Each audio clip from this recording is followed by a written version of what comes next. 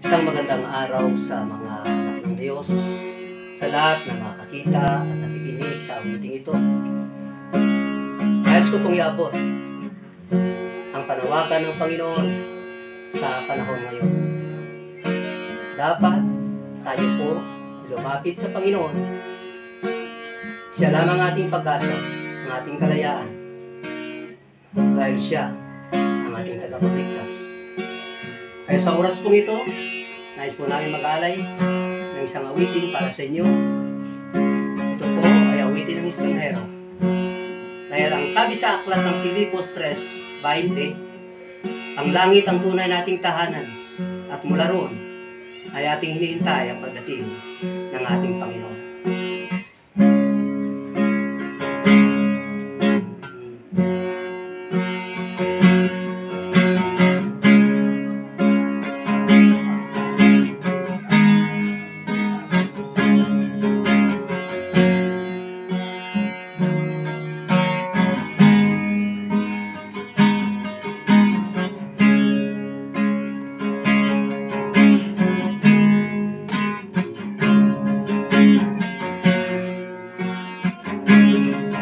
Kaguluhan ay laganap sa ating paligid.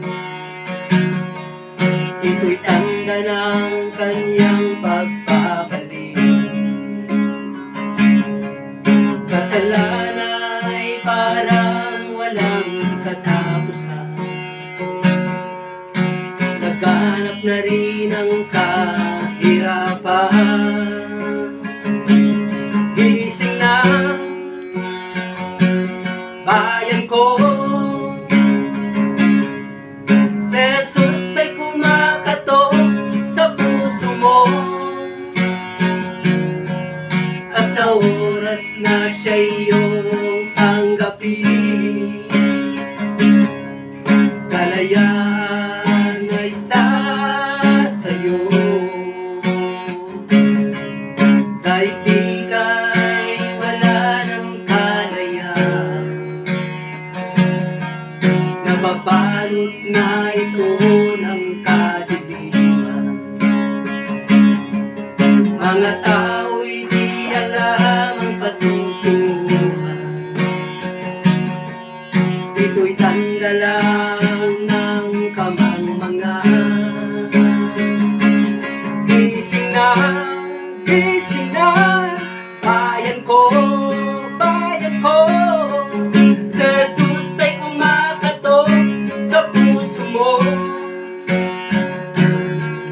At sa oras na siya iyong tanggapin, kalayaan ay sasayo. Nasaan na ang iyong ipinagsikawan, na ikaw ay pinili niya at hinirang? Bakit alipin pa rin ang Diyos-Diyosa? Kasalanan ay hindi matatasan. Gising na, bayan ko, bayan ko.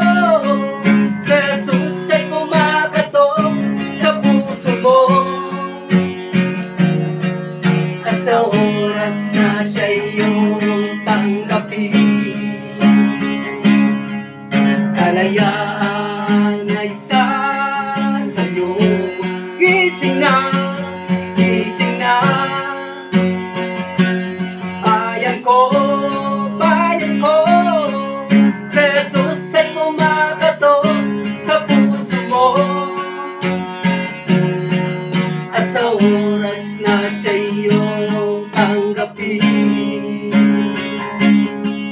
kalayaan ay sasayo. Gising na,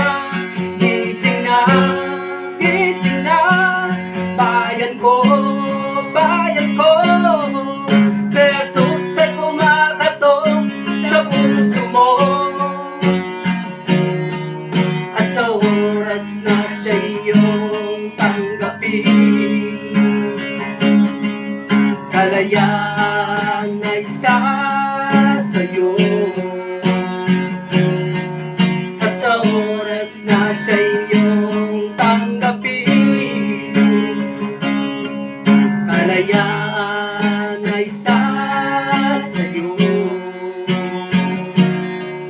At sa oras na siya iyong tanggapin,